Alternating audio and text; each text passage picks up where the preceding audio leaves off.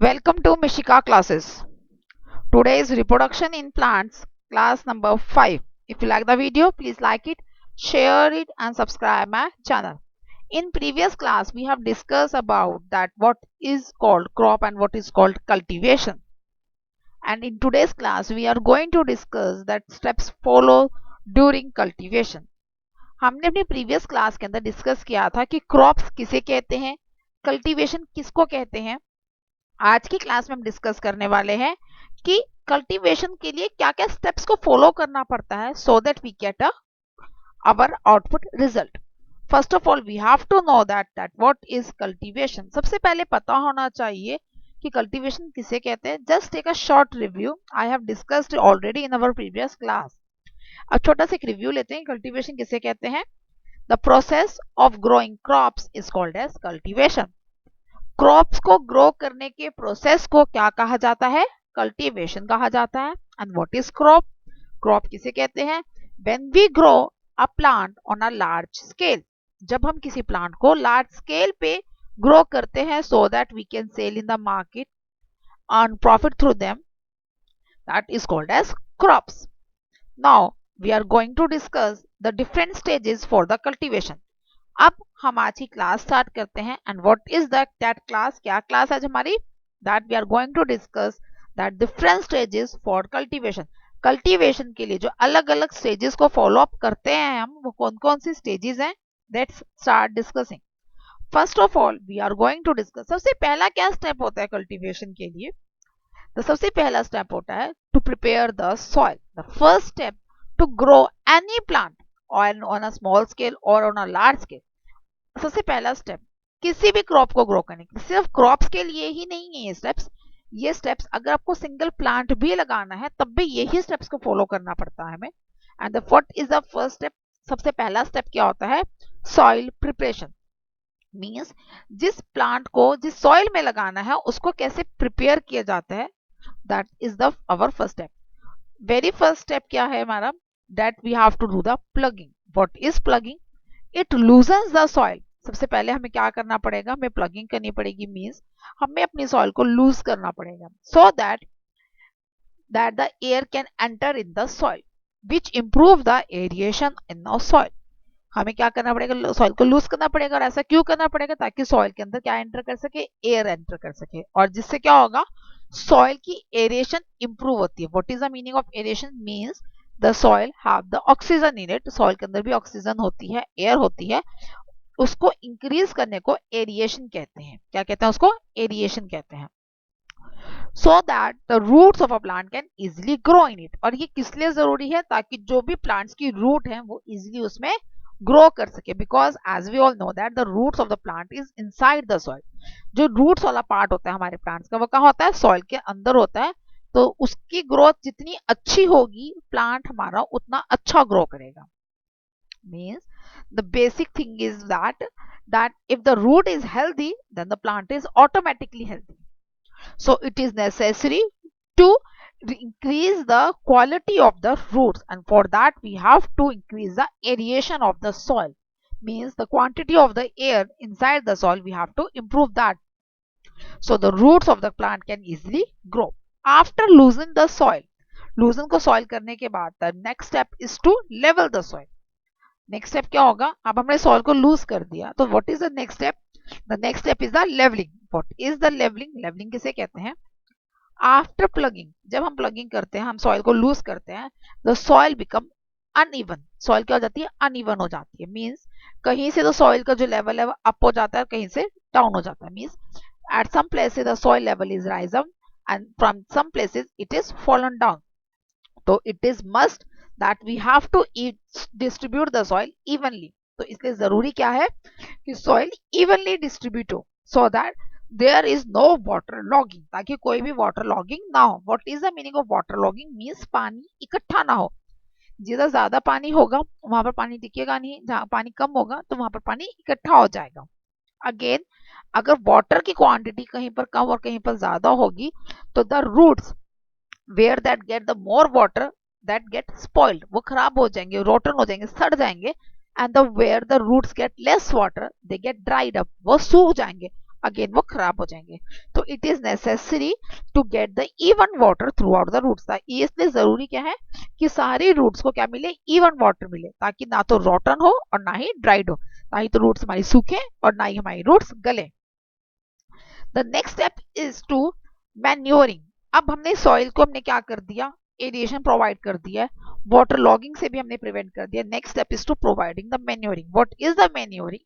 Means to provide the food to the soil. जो हमारी soil है उसको क्या प्रोवाइड करनी है, हमने फूड प्रोवाइड करना। Means we have to provide the manures. It what is the need, क्या नीड है इसकी? It is done to replenish the soil with the nutrients for the proper growth of a crop. अरे क्यों जरूरी है manuring? Manuring इसलिए जरूरी है ताकि सॉइल को क्या मिले, रिप्लेनिश हो सके। सॉइल जो है नरिशमेंट, सॉइल के अंदर बहुत ज्यादा न्यूट्रिएंट्स हो।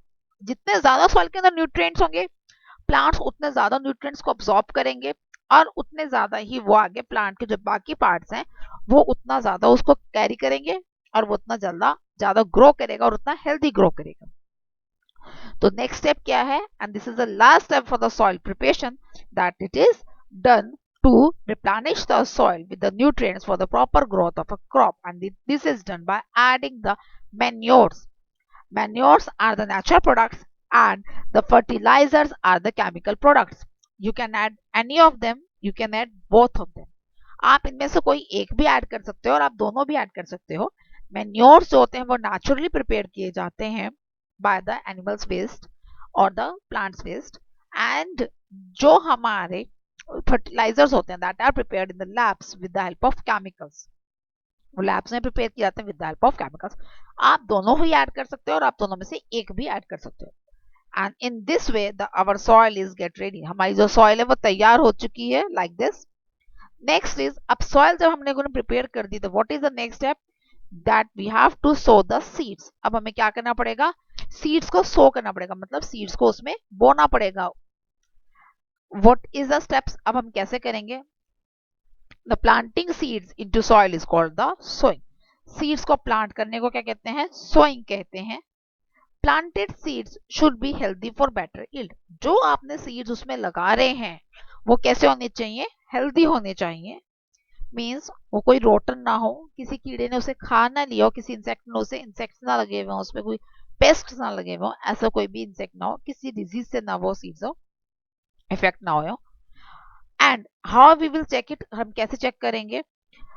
Take a glass of water और take a bowl of a water. आप वाटर का बाउल लीजिए, जो आपके सीड्स हैं उसमें वो डिप कर दीजिए, that the seeds were healthy seeds will be settle down. जो हेल्दी सीड्स होंगे वो तो नीचे बैठ जाएंगे and the unhealthy seeds will be float on, और जो अनहेल्दी सीड्स होंगे वो वाटर पे फ्लोट करेंगे। उन सीड्स को निकाल दीजिए, जो सीड्स बैठ गए हैं, जो सेटल डाउन हो चुके हैं, take that seeds and plant them. आप उन सीड्स को लीजिए और प्लांट कर सकते हैं। इन this way you can get the better yield. Now the next step is, the seed should be placed at a proper depth. जो सीड्स है वो प्रॉपर डेप्थ पे, मींस ना तो ज्यादा डीप इनसाइड द डग होनी चाहिए और ना ही ऊपर होनी चाहिए। अगर हम ज्यादा डीप कर देंगे तो what will happen, they will not get the proper amount of air, manures and the water. अगर हम ज्यादा डीप उसको डग कर देंगे तो उसे ना तो प्रॉपरली एयर मिल पाएगी, ना वाटर मिल पाएगी और ना ही मैन्योर्स मिल पाएंगे। If we plant it on upper level, अगर हम अपर लेवल पे करेंगे, it will eaten by the animals, by the birds. वो बर्ड्स और एनिमल्स के द्वारा खाए जा सकते हैं। So it is necessary to deep at it the proper depth, ताकि हम उसे प्रॉपर डेप्थ में लगा सकें। In this way the seeds is planted. The white colour dots are the seeds. White colour की जो डॉट्स आपको विजिबल हो रही है स्क्रीन पे वो क्या है, सीड्स है। हमने इसको प्रॉपर्ली लगा दिया है। Now the next step is, after sowing the seeds, the next step is to provide the water. What is irrigation? And this is called the irrigation. That the apply water to the crops is called the irrigation. जो हमारी crops है उसको water provide करना उसे क्या कहते हैं, irrigation कहा जाता है। And how we can done the irrigation, irrigation कैसे किया जा सकता है? Various sources for irrigation are the wells, कुएं, tubewells, the canals, the ponds, the dams, any of the source you can take it. आप कोई सा भी source लगा सकते हैं। These are the some sources which I have discussed. In this way now we have to sprinkle the water to our plants. अब हमने क्या कर दिया, हमने अपने फील्ड्स के अंदर हमने अपने क्रॉप्स को क्या दे दिया है, वाटर स्प्रिंकल करवा दिया है। Now the next is the spring. अब when we provide the water, जब वाटर हम उसे प्रोवाइड कर देंगे तो what will happen, the plant start growing, plants grow करना स्टार्ट कर देंगे। जैसे ही प्लांट्स उसे ग्रो करना स्टार्ट कर देंगे, the insects, the pest, the disease, the weeds also attack on that particular crops. उनके ऊपर इंसेक्ट्स भी अटैक कर सकते हैं, पेस्ट्स अटैक कर सकते हैं, डिजीज लग सकती है उसको। तो इन सब से बचाना भी बहुत जरूरी है, and this is done bye spraying. हम उस पर क्या कर सकते हैं, स्प्रेइंग कर सकते हैं। The spraying is done to control the insects, pest, disease, weeds etcetera. और which medicine we have spray on them, हम कौन सी मेडिसिन को हम स्प्रे करते हैं, दैट आर द इंसेक्ट्स के लिए हम इंसेक्टिसाइड्स यूज करते हैं, पेस्ट कंट्रोल करने के लिए पेस्टिसाइड्स, डिजीज कंट्रोल करने के लिए पर्टिकुलर मेडिसिन आती हैं, and for weeds are the weedicides. इन सब के लिए अलग अलग मेडिसिन आती हैं। We will start spraying them so that we can protect our plants from that particular things. हम इन सभी चीजों से हम प्लांट्स को बचा सके तो हम ये सब करेंगे, but we have to provide in a particular dose. हम इनको ज्यादा नहीं दे सकते हैं, वो डोजेस एक पर्टिकुलर अमाउंट में ही दे सकते हैं। Now the plants are growing, plants हमारे यंग प्लांट्स निकलने स्टार्ट हो चुके हैं हमारी क्रॉप में से, सीड्स में से। Now what is weed, the term arises what is weed, weed आया था। अब वीड किसे कहते हैं, the unwanted plants that grown with the our main crop plant is called the weeds. अब मिट्टी है, मिट्टी में मेन्योर भी है, पानी भी हम दे रहे हैं, सब कुछ दे रहे हैं, तो सिर्फ क्रॉप तो ग्रो नहीं करेगी ना, उसके साथ साथ कुछ अनवांटेड प्लांट्स लाइक ग्रास वो भी जरूर ग्रो करेगी। अमरतस, this is also an weed, ये भी एक वीड ही है, ये भी इसके साथ ग्रो करना स्टार्ट कर देंगे।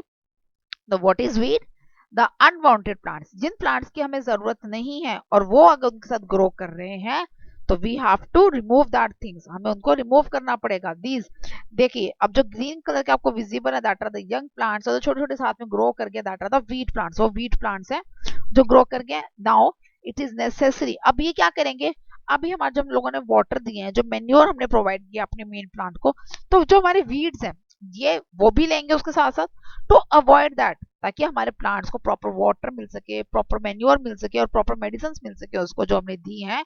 तो उसे बचाने के लिए क्या होगा, it is necessary to remove these weeds, ये वीड्स को रिमूव किया जा सके, and this is done by hand plucking.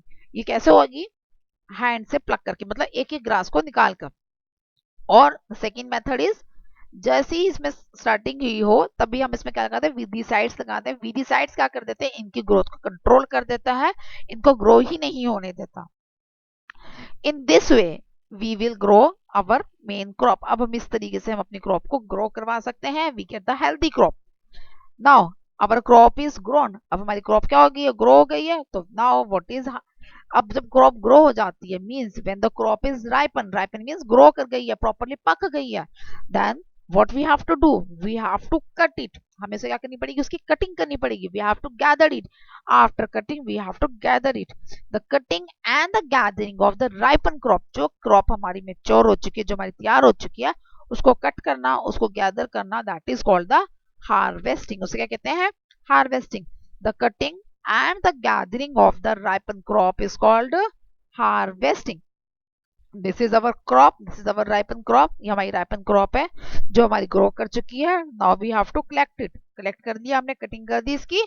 तो next step is threshing. What is threshing, threshing किसे कहते हैं, to remove the seeds, to remove the grains from the main crop plant। जो अब हमारे जो seeds हैं, जो हमारे grains उसमें grow करे हैं, जिसके लिए हमने crop लगाई थी, तो उसको गैदर करना, उस grains को collect करना, that is known as the threshing। The collection of the grains from the harvested crop is called threshing। grains की collection करना किसमें से, जो हमारी राइपन क्रॉप्स को हमने मेच्योर करके कट कर दिया था उसमें से कलेक्ट करने का, that is called the threshing, and this is done by the thresher और बाय द बीटर। या तो हम इसको लैंड पे बीट करके रिमूव कर सकते हैं, और आजकल तो थ्रेशर मशीन्स आ चुकी हैं, तो थ्रेशर मशीन से भी हम इसको थ्रेशिंग को कलेक्ट कर सकते हैं। नेक्स्ट आफ्टर थ्रेशिंग, अब हमने ग्रेन्स को अलग कर लिया है, तो व्हाट इज नीड, क्या करेंगे अब इसको, we have to store that grains. अब हमें क्या करना पड़ेगा, हमें स्टोरेज करनी पड़ेगी। After separating the grains it is stored in jute bags. Jute के बैग्स के अंदर हम क्या कर देते हैं, स्टोर कर देते हैं फॉर द फ्यूचर यूज, ताकि हम उसे फ्यूचर में यूज कर सकें। और उसे कहाँ सेंड कर देते हैं, in the granaries, means the place where we store the grains, जहां पर हम अपनी ग्रेन्स को स्टोर करते हैं, ग्रेनरीज कहते हैं उन जगह को, और वहां पर हम इसको क्या कर देते हैं, स्टोर कर देते हैं, ताकि हम उसको फ्यूचर में यूज कर सकें। These are the various steps that how we grow the crop and how we get the grain from them. किस तरह हम अपनी क्रॉप को लगाते हैं और उसमें से कैसे ग्रेन्स को हमें कलेक्ट करते हैं, जो हमारा बेसिक आउटपुट नीड है। आफ्टर स्टोरेज, स्टोरेज का क्या कर देते हैं, जितनी हमारी रिक्वायरमेंट हम उसको यूज कर देते हैं, बाकी को सेल कर देते हैं। So this is known as the cultivation of the crop. These are the various steps that we have discussed today. I hope you get the point what I want to explain you. जो मैं आपको समझाना चाहती थी आपको समझ में आया होगा। Still you have any doubt, you can comment me in a comment box. अगर आपको फिर भी कोई डाउट है, कोई चीज नहीं समझ में आई है, तो आप मुझे कमेंट बॉक्स में कमेंट करके पूछ सकते हैं। If you like the video, please like it, share it and subscribe my channel. Thank you.